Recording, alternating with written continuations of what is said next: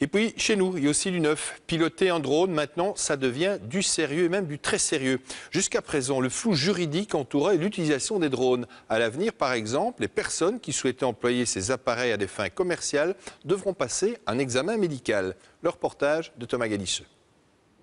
Jour de tempête, impossible de faire voler un drone. Nous sommes avec un des deux seuls responsables de formation pour pilotes qui existe actuellement en Belgique.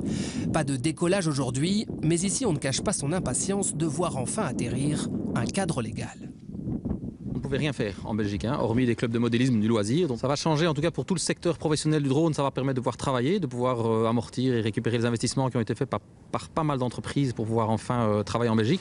Désormais, pour l'utilisation commerciale, un manuel d'opération sera exigé.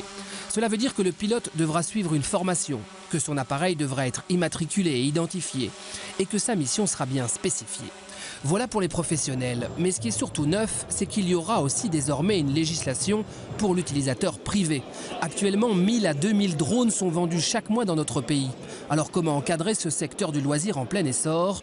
L'utilisation privée devra se faire dorénavant uniquement dans un domaine privé et sera limitée à une hauteur de 30 mètres, ce qui équivaut à un bâtiment de 10 étages. De quoi ravir les amateurs car jusqu'ici, seuls les terrains d'aéromodélisme pouvaient voir décoller les drones. Les professionnels, eux, restent sceptiques. On ne sait pas comment on va arriver à définir un canevas précis parce que pour une personne lambda, estimer 30 mètres, c'est pas facile. Si on n'a pas un drone professionnel qui nous rend de la télémétrie, donc qui nous rend des données de ce que la machine fait et où elle en est, c'est très difficile d'estimer par exemple 30 mètres de haut. Donc je crains que des personnes puissent monter à 60, 70, 80 mètres sans savoir. Je pense que je ne parle même pas des cow-boys, je parle des gens qui croient bien faire et qui vont dans leur jardin ou dans le jardin d'à côté pour faire plaisir et vont peut-être se retrouver dans des zones où ils ne peuvent pas du tout. D'autant que certaines zones, militaires ou nucléaires, sont strictement contrôlées. L'espace aérien belge est en fait très peu accessible aux amateurs privés de drones. D'où la nécessité pour les professionnels de se former.